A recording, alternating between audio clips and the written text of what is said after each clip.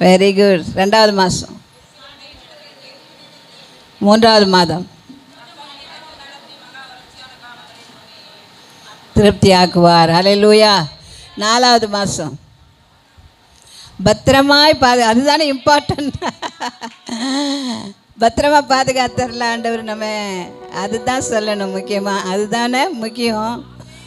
பத்திரமா பாதுகாப்பார்னு சொன்னேன், என்னை பத்திரமாய் பாதுகாத்தார். மரணத்தின் விளிம்பிலிருந்து என்னை மீட்டெடுத்து பத்திரமாய் பாதுகாத்து உங்கள் மத்தியில் சாட்சியாக வைத்திருக்கிறேன். ஹல்லேலூயா. அந்த 5வது மாத வாக்குத்தத்தம் விசாரிக்கிறவர். விசாரிக்கிறார், நம்ம எல்லாரையும் விசாரிக்கிறார். நாம் நினச்சிக்குவோம் நம்மளை விசாரிக்கிறதுக்கு யாரும் இல்லை, நம்முடைய பிள்ளைகள் விசாரிக்கலை, நம்ம குடும்பத்தார் விசாரிக்கலைன்னு. கவலைப்படாதீங்க, கர்த்தர் உங்களை விசாரிக்கிறார். ஹல்லேலூயா. அவர் ஒருத்தர் விசாரித்தா போதும்.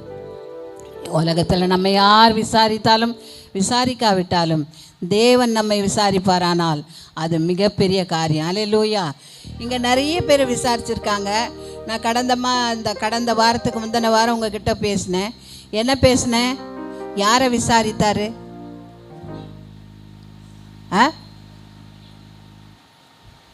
சொல்லுங்க. சூனை மேலே யார் விசாரித்தது? எலிசா தீர்க்கதரிசி. சூனை மேல் வருகிறாள், அவள் சுகமா, அவள் புருஷன் சுகமா, அந்த பிள்ளை சுகமா, போய் விசாரி என்று சொன்னார். நிறைய பேருக்கு அந்த விசுவாசமே இல்லை. அதனால தான் அதை மறந்து போகிறீங்க. உடனே மறந்து போகிறீங்க. எவ்வளோ அற்புதமான வார்த்தை. யாருமே விசாரிக்க மாட்டாங்க, ஆனால் ஒரு தேவ ஊழியக்காரன் ஒரு விசுவாசியை விசாரிக்கிறான். ஹல்லேலூயா. ஒரு தீர்க்கதரிசி ஒரு தேவனுடைய பிள்ளையை அவ்வளோ கண்ணு கருத்துமாக விசாரிக்கிறான்னா எந்த அளவுக்கு அவர்கள் மேலே அவர் பற்றுதலாக இருந்திருப்பார்னு யோசித்து பாருங்கள். இது ஒரு தீர்க்கதரிசி விசாரித்தார். இப்போ ஒருத்தர் விசாரிக்க போகிறார். நீ எங்கேருந்து வருகிறாய், எங்கே போகிறாய்? யார் சொல்லலாமா? ஆகாரை தேவதூதன் விசாரிக்கிறார். நீ எங்கிருந்து வருகிறாய், எங்கே போகிறாய்? சாராயின் அடிமை பெண்ணாகிய ஆகாரே, நீ எங்கிருந்து வருகிறாய், எங்கே போகிறாய்? ஆதியாகமத்தின் புஸ்தகம் 16ஆம் அதிகாரம் வாசிங்க. வசனம் சொல்லிட்டு வாசிமா. 16:8. ஆகாரே, நீ எங்கே இருந்து வருகிறாய், எங்கே போகிறாய் என்று கேட்டார். ஹல்லேலூயா. ஹல்லேலூயா. கொஞ்சம் இப்போ என்ன கவனிங்க. ஆகாரை பார்த்து தேவதூதன் கேட்டார், சாராயின் அடிமை பெண்ணாகிய ஆகாரே, நீ எங்கேருந்து வருகிறாய், எங்கே போகிறாய்? ஒரு ஆள் கூட விசாரிக்க மாட்டாங்க. அவங்க எங்கன்னா போட்டோம், அவங்க எங்கன்னா வரட்டும், எங்கேயாவது இருக்கட்டும், இருந்தால் இருக்கட்டும், இராவிட்டா போகட்டும். ஒரு அம்மா கேட்டாங்க ஃபோனில், அவங்க வராங்களா வரலையா, இருக்கிறாங்களா இல்லையான்னு கூட ஒரு ஃபோன் பண்ணி விசாரிக்க மாட்டீங்களே என்று கேட்டார்கள். உண்மைதான். நம்ம விசுவாசிகள் ஒருத்தர் வரலன்னா, பக்கத்தில் இருக்கிறவங்க வரலன்னா உடனே ஃபோன் பண்ணி என்ன பண்ணணும்? ஏன் வரல? உடம்பு சுகவீனமா, இல்லை ஏதாவது பிரச்சனையா, சொல்லுங்கள், உங்களுக்காக ஜெபிக்கிறேன் அப்படி கேட்குற அந்த அன்பு இருக்கிறதே, அது பெரிய விலையேற பெற்றது. நீங்கள் பணங்காசு கொடுக்க வேணாங்க. ஒரு வார்த்தை விசாரித்தால் அது அவர்கள் உள்ளத்திலே அவ்வளோ சந்தோஷத்தை கொடுக்கும். ஹல்லேலூயா. அதனால் யார் வரலனாலும் பக்கத்தில் இருக்கிறவங்க ஃபோன் போட்டு விசாரிங்க. அதுதான் கிறிஸ்துவின் அன்பு. ஹல்லேலூயா. இங்கே ஆகாரின் அடிமை பெண், சாராளின் அடிமை பெண் ஆகார் என்ன பண்ணுறா? தன் ஆச்சியார் இடத்துல என்ன பண்ணுறா? கோச்சிட்டு ஓடிடுறா. ஏன் கோச்சிட்டு போகிறா தெரியுமா? இவ கர்ப்பவதி ஆயிட்டா. சாராலை பார்த்து கேலி பண்ண ஆரம்பிச்சிட்டா. கொஞ்சம் ரொம்ப ப்ரௌடாக நடந்துக்கிட்டா. அப்படின்னா என்ன அர்த்தம்? நீ இத்தனை வருஷம் இருக்கிற, உனக்கும் இவ்வளோ வயசாகிடுச்சு, இது வரைக்கும் உனக்கு பிள்ளை இல்லை, எனக்கு பிள்ளை உண்டாயிருச்சு, நான் பெரிய ஆள் உன்னை விட அப்படிங்கிற ஒரு கர்வம் அவளுடைய உள்ளத்தில் வந்தபடினால் நாச்சியாரை தூசியாக மதித்து அவளை அற்பமாய் நினைக்க ஆரம்பித்தாள். அந்த நிலையில் நாச்சியார் சொல்லுகிறாள், இங்கே யோசித்து பாருங்கள், ஆபிரகாம் ஏதாவது தப்பு பண்ணாரா? இந்த ஆகாரம் எனக்கு கட்டி கொடுன்னு கேட்டாரா? இல்லை. இவ தான் என்ன செய்கிறா? வலிக்கட்டாயமாக கல்யாணம் பண்ணி கொடுக்குறா. ஆனால் அந்த சாரால் ஆபிரகாமை என்ன திட்டுறா? அந்த வசனத்து வாசிமா. எனக்கு உனக்கு ஆண்டவர் பதில் செய்வார். உன் அடிமை பெண் என்னை பார்த்து இவ்வளோ பரியாசம் பண்ணுறா, அதை நீ பார்த்துக்கிட்டு இருக்கிற, இப்படியெல்லாம் போய் திட்டுறா. வாசிங்க அந்த வசனத்தை, சத்தமாக வாசிங்க. எனக்கு நேரிட்ட அநியாயம் உன்மேல் சுமரும். என் அடிமை பெண்ணை உம்முடைய மடியிலே கொடுத்தேன். அவள் தான் கர்ப்பவதியானதை கண்டு என்னை அற்பமாக எண்ணுகிறாள். கர்த்தர் எனக்கு உனக்கு நடு நின்று நியாயம் தீர்ப்பாராக. அந்த நியாயம் தீர்ப்பாராகன்னு அந்த அம்மா சொல்கிறதுக்கும் அந்த ஆபிரகாமுக்கு ஏதாவது சம்மந்தம் இருக்கா? இல்லை. காரணம் என்ன? கொடுத்தது தான் சாரால் தான். ஆபிரகாம் கேட்கல. ஆபிரகாம் வெயிட் பண்ணுன்னு தான் சொன்னார். இந்த அம்மா தான் எனக்கு வயசாகிடுச்சு, இனி பிள்ளை பிறக்காது, அப்படி இவங்களுக்குள்ளேயே ஒரு எண்ணத்தை உண்டாக்கி கொண்டு இவங்க தான் என்ன சொல்கிறாங்க, என் அடிமை பெண்ணை உன் மடியிலே கொடுத்தேன். நல்லா பாருங்கள் அந்த வார்த்தையை. என் அடிமை பெண்ணை என்ன பண்ணேன்? உன் மடியிலே கொடுத்தேன். அவள் கர்ப்பவதி ஆனதுனால என்ன கிண்டல் பண்ணுறா என்று சொல்லி இதுக்கு கர்த்தர் நியாயம் தீர்ப்பார். அப்போ ஆபிரகாம் ஒன்றும் சொல்ல. ஆபிரகாம் என்ன சொல்கிறாரு? அந்த அடிமை உன் அடிமை பெண் உன் கையில் இருக்கிறாள்.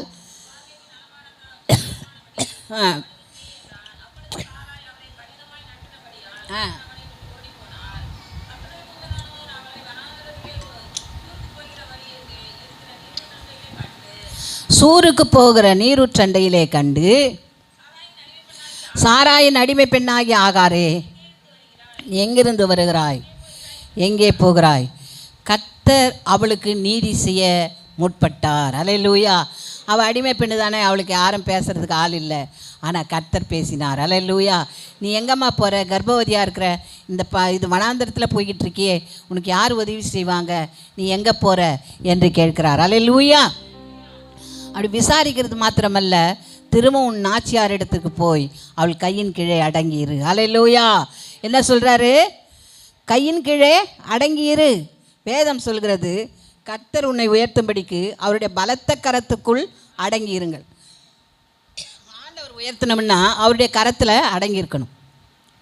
இப்போ இவளுடைய வம்சம் பெரிதாக வேண்டுமென்றால், ஆகாரின் குடும்பம், ஆகாருக்கு கொடுக்கப்பட்ட அந்த பிள்ளை பெரியவனாய் இருக்க வேண்டுமென்றால், அவன் ஆசீர்வதிக்கப்பட்டவனாய் மாற வேண்டுமென்றால் அவள் அடங்கியிருக்க வேண்டியது அவசியமாக இருந்தது. அன்பு தேவனுடைய பிள்ளைகளே, நீங்களும் கர்த்தருடைய கரத்தில் அடங்கி இருந்தால் கர்த்தர் உங்களை ஆசீர்வதிப்பார். நீ போய் உன் நாச்சியார் இடத்துல அடங்கியிரு, அவனை பெரிய ஜாதியாய் மாற்றுவேன். அடங்கி இருந்தால் பெரிய ஜாதியாய் மாற்றுவார். அடங்கி இருந்தால் ஆசீர்வாதம் உண்டு. அடங்கி இருந்தால் உனக்கு கொடுக்கப்பட்ட அந்த கிருபை உனக்கு கிடைக்கும். கர்த்தர் சொல்றார், கர்த்தருடைய கரத்தில் அடங்கியிரு, ஏற்ற நேரம் வரும், அந்த நேரத்தில் உயர்த்துவார். உனக்கு ஒரு நேரம் வரப்போகுது, நீ போய் நாச்சியார் இடத்துல அடங்கியிரு. அவள் அடங்கி இருந்தால் கர்த்தர் அவளை என்ன செய்தார்? ஆசீர்வதித்தார். அப்போ என்னை கண்டவரை நானும் கண்டபடினால் என்னை காண்கிற தேவன் என்று அவளுக்கு ஒரு பெயரிட்டாள் ஆண்டவருக்கு. அல்லேலூயா. உங்களையும் காண்கிற தேவன் இருக்கிறார். அங்கே ஒரு துறவை கண்டு அந்த துறவின் அங்கே தான் ஆண்டவரோடு அவள் பேசுகிறா. ஆகினால் அந்த துறவுக்கு என்ன பெயரிடுறா? லகாய் ரோய். வீர் லகாய் ரோயின் பாட்டு பாடுறீங்கல்ல, அந்த லகாய் ரோயி ஆகார் வைத்த பெயர். அந்த துறவுக்கு ஆகார் வைத்த பெயர் தான் பேர் என்னது? லகாய் ரோயி என்று பெயரிடுகிறாள். அன்பு தேவனுடைய பிள்ளைகளே, உங்களை உயர்த்துவதற்கு கர்த்தருடைய கரத்தில் ஒரு ஒரு ஒரு ஒரு நாள் உண்டு.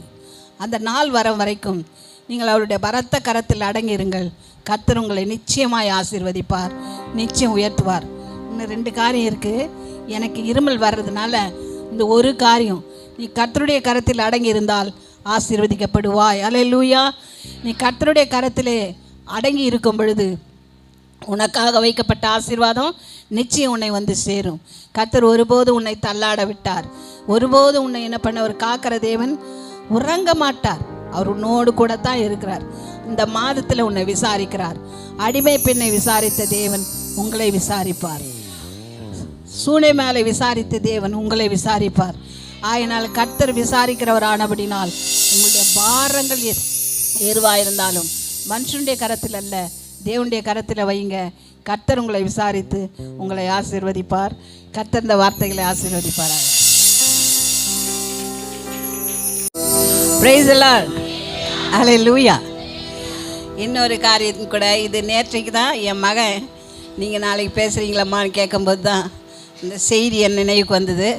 அப்போ என் மருமகளை கூப்பிட்டு இந்த வசனங்கள்லாம் வாசி ஆண்டவர் எனக்கு கொடுக்குறாரு, ஞாபகப்படுத்துகிறார், இதை வாசின்னு சொன்னேன். அப்போ அந்த அம்மா வாசித்தாங்க. கர்த்தர் அற்புதமானவர். அல்லேலூயா. நம்ம நினைக்கும் போது நான் எதை பேச போகிறேன் ஆண்டவரே என்று சொல்லும்போது 3 பாயிண்ட் கொடுத்தாரு. அதில் ஒன்று பெருசு, அதை பேச ஒரு பாயிண்ட்டே அரை மணி நேரம் பேசலாம் அந்த அளவுக்கு. ஆனால் அதை இப்போ பேச முடியாது. 3வது பாயிண்ட்டை நான் இப்போ பேசுகிறேன். முதல்ல தீர்க்கதரிசி சுனேமியாளை விசாரித்தான். அல்லேலூயா. 2வது தேவதூதன் யாரை விசாரித்தார்? ஆகாரை விசாரித்தார். 3வது ராஜா ஒரு மனுஷனை விசாரிக்கிறார். அல்லேலூயா. எந்த மனுஷன் தெரியுமா? இருக்காது. நோ, தானியேல். அல்லேலூயா. தானியேலின் புஸ்தகம் 6ஆம் அதிகாரம் 16வது வசனம் வாசிங்க.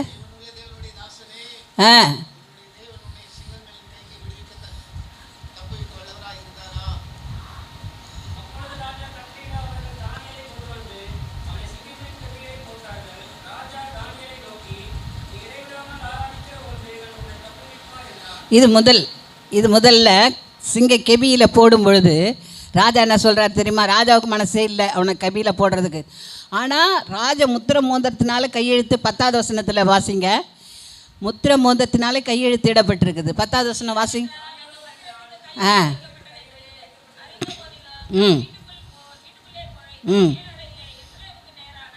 கையெழுத்து வைக்கப்பட்டுருச்சு. அந்த கையெழுத்தை யாரால் மாற்றவே முடியாது. ராஜாவை நினைச்சாலும் அதை மாற்ற முடியாது. அப்படிப்பட்ட ஒரு சூழ்நிலையிலே அந்த கையெழுத்து வைக்கப்பட்டது என்று அறிந்தும் கூட தானியேல் எப்பவும் போல் 3 வேளையும் ஜெபிக்கிறதுக்கு என்ன பண்ணிட்டாரு? மேலே போயிட்டார். அவர் ஜெபித்து கொண்டிருந்தார். அருமையான தேவனுடைய பிள்ளைகளே, சோதனை காலம், வேதனை காலம் வரும்பொழுது நீ ஜெபிச்சு என்னத்தை பார்த்த? ஜெபம் பண்ணிட்டு இருக்கிற, இரவும் பகலுமா ஜெபிக்கிற, காலையில் ஜெபிக்கிற, பகலில் ஜெபிக்கிற, அப்படி அழுது ஜெபிக்கிற என்றெல்லாம் பக்கத்துலேருந்து குறை சொல்கிறதுக்கு ஆட்கள் இருக்கும். ஆனால் இடைவிடாத ஜெபி.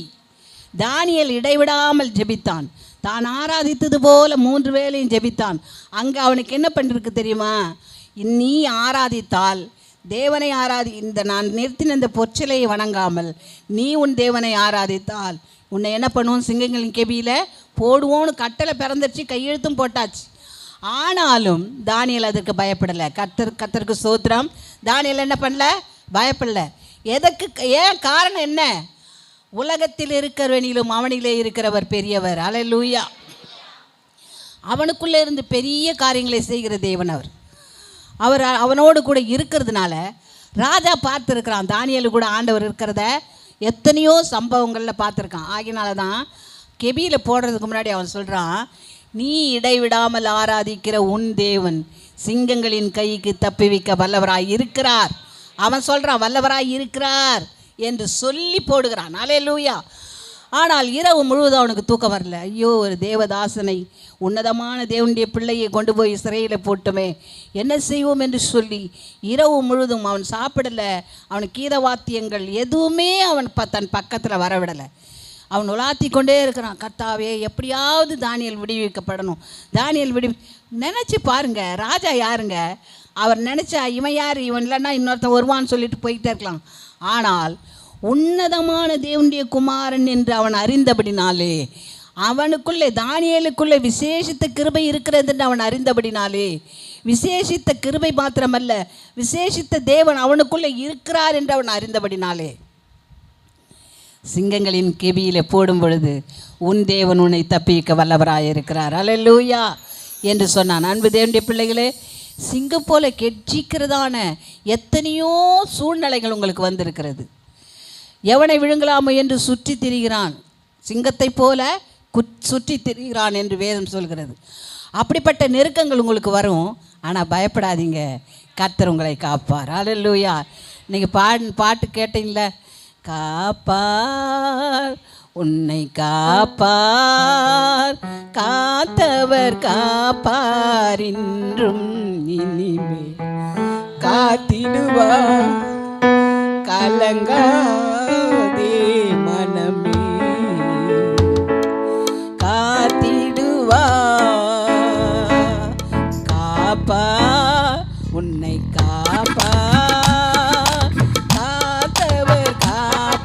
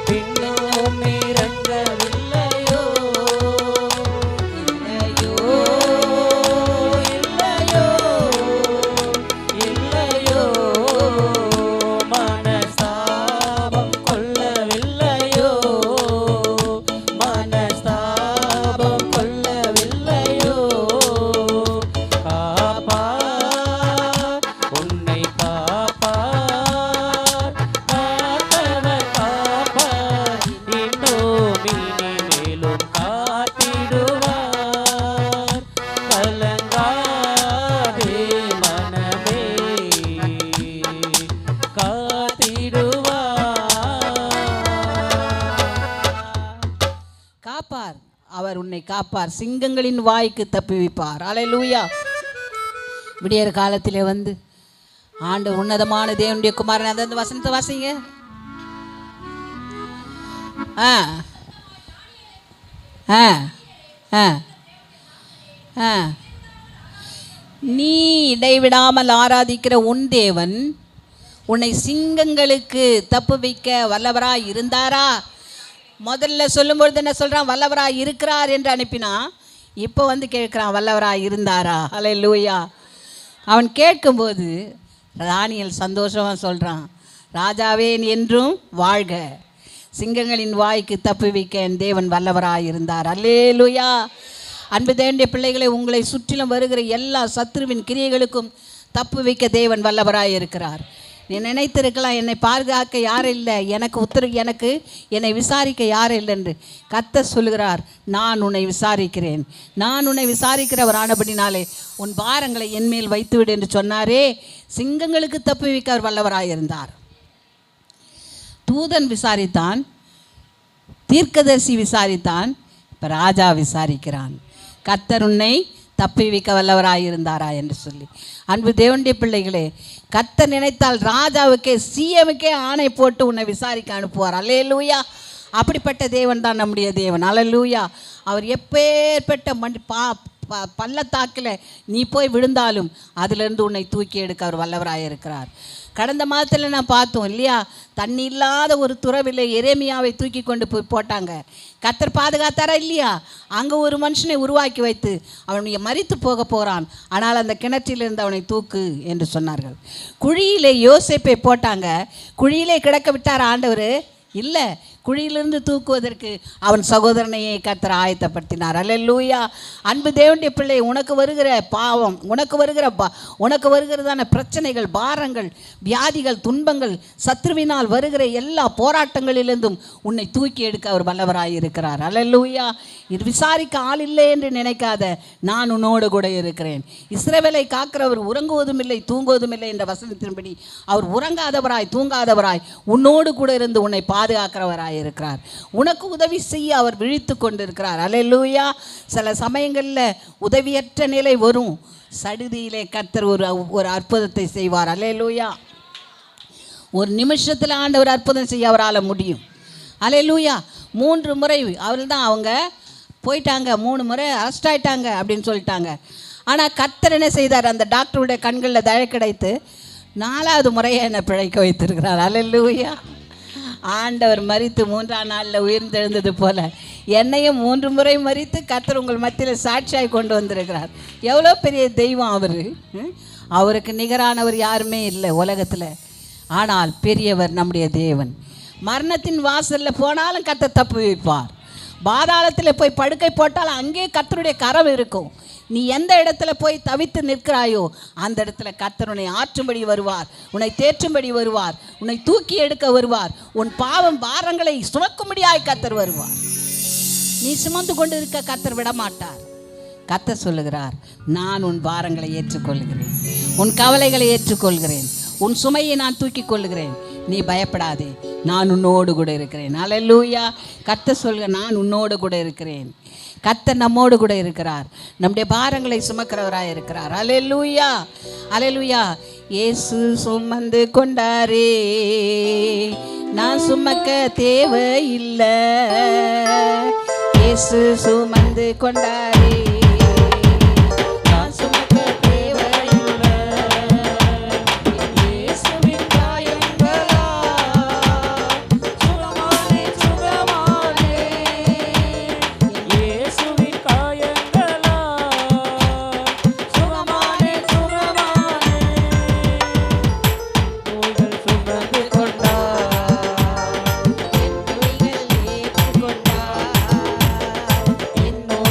சுமந்து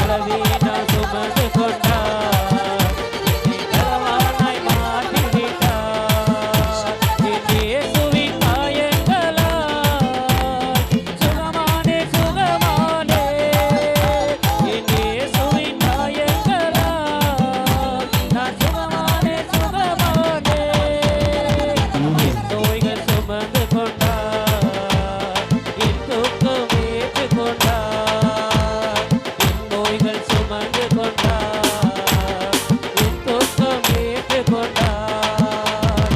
இயேசுவின் காயங்களால் சுகமானே சுகமானே, என் இயேசுவின் காயங்களால் நான் சுகமானே சுகமானே, என் இயேசுவின் காயங்களால் நான் சுகமானே சுகமானே, என் இயேசுவின் காயங்களால் நான் சுகமானே சுகமானே, என் இயேசுவின் காயங்களால் சுகமானே சுகமானே, என் இயேசுவின் காயங்களால் நான் சுகமானே சுகமானே.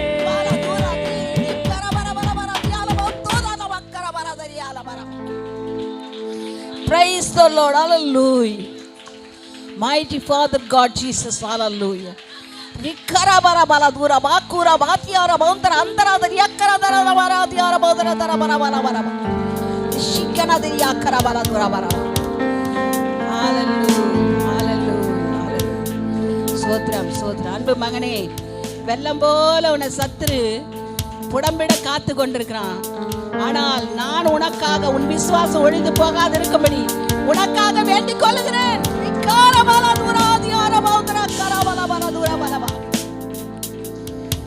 நீ இழந்து போகாதபடி, உனக்குள்ளதை நீ விட்டு விடாதபடி, அதை பற்றி கொண்டிருக்க உனக்காக வேண்டிக் கொள்ளுகிற தேவன் இருக்கிறார். அல்லேலூயா. கர்த்தர் உனக்காக வேண்டிக் கொள்ளுகிறார். உன்னை பாதுகாக்க, குழியிலிருந்து உன்னை தூக்கி எடுக்கும்படியாக சிங்கங்களின் வாயை கட்டுகிற தேவன். உனக்கு விரோதமாய் உருவாக்கப்படும் எந்த ஆயுதம் வாய்க்காமல் போகும். உனக்கு விரோதமாய் ஒரு வழியாய் வருவார்கள், 7 வழியாய் ஓடி போவார்கள். நீ பயப்படாதே, நான் உன்னோடு கூட இருக்கிறேன். அல்லேலூயா. நான் உன்னோடு கூட இருக்கிறேன். உன் பாரங்களை சுமக்கும்படியாய், உன் கவலைகளை ஏற்றுக்கொள்ளும்படியாய், உனக்காக உன் வழிகளெல்லாம் உன்னை காக்கும்படியாய் நான் உன்னோடு கூட இருக்கிறேன். எத்தனை பேர் உனக்கு விரோதமாய் வந்தால் என்ன, நீ பயப்படாதே, நான் உன்னோடு கூட இருக்கிறேன். அல்லேலூயா. தாவீது தானியேலோடு கூட ஆண்டவர் இருந்தார். ஆகையினால் தானியேலை ஒன்று செய்ய முடியல. மாறாக எவனெல்லாம் கலகம் பண்ணானோ, எவனெல்லாம் அந்த தேவனுடைய ஊழியக்காரனுக்கு விரோதமாய் என்ன காரியங்கள் செய்தார்களோ அவர்களை கர்த்தர் சிங்கக்கேவியில், அவனுங்களை மட்டுமா, அவன் மனைவி பிள்ளைகள் அவனுக்கு உண்டான எல்லாவற்றையும் சிங்கக்கேவியில் அவங்க கீழே விழறதுக்கு முன்னாடியே சிங்கங்கள் என்ன செஞ்சுதான் அவர்களை பற்றி பிடித்தது. அல்லேலூயா. அன்பு தேவனுடைய பிள்ளையே, உனக்கு விரோதமாய் யார் எழும்பினாலும் கர்த்தர் சும்மாவே விட மாட்டார். கர்த்தர் உன்னோடு கூட இருக்கிறார். அல்லேலூயா. உனக்காக யாவையும் செய்வார் அவள். அல்லேலூயா.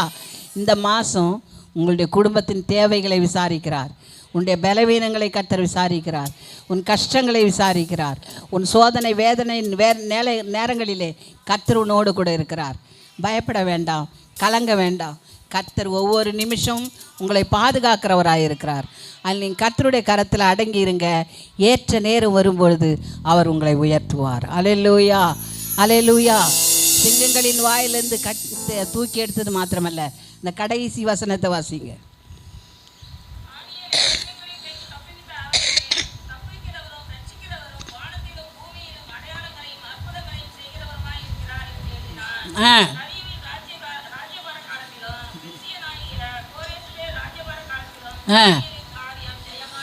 தானியேலின் காரியம் ஜெயமாய் இருந்தது. அல்லேலூயா. அன்பு மகனே மகளே, கர்த்தருடைய காரியத்தை ஜெயமாய் முடிக்கப் போகிறார். அல்லேலூயா. எந்த காரியம் தோல்வி போல காணப்பட்டாலும் தோல்வியிலே ஜெயத்தை கர்த்தர் கட்டளையிடுகிறார். அல்லேலூயா. உனக்கு வருகிற போராட்டங்கள் நெருக்கங்கள் எல்லாவற்றிலேயும் கர்த்தர் உன்னோடு கூட இருந்து இந்த மாதத்தில் உனக்கு ஜெயம் கொடுக்க போகிறார். அல்லேலூயா. கஷ்டத்தை கர்த்தர் மாற்றப் போகிறார். ஜெயம் கொடுக்கிற தேவனுக்கு ஸ்தோத்திரம் உண்டாவதாக. உன் காரியம் ஜெயமாய் முடிய போகிறது. உன் வாழ்க்கையிலே ஜெயத்தை கர்த்தர் கட்டளையிடப் போகிறார். பாரமாய் தோன்றுகிறவர்களை கர்த்தர் ஜெயமாய் முடிக்கப் போகிறார். இதுவரை நீ காத்திருந்த காரியம் உனக்கு கிடைக்கப் போகிறது. எதற்காக ஜெபித்து கொண்டிருந்தாயோ அதை கர்த்தர் தேடி வந்து கொடுக்க போகிறார். ஆகினால் அந்த தேவன் சதா காலங்களிலும் மாறாத தேவன். உன்னை ஆசீர்வதிக்க, உன்னை உயர்த்த உன்னோடு கூட இருக்கிறார். கர்த்தர் இந்த வார்த்தைகளை ஆசீர்வதிப்பாராக.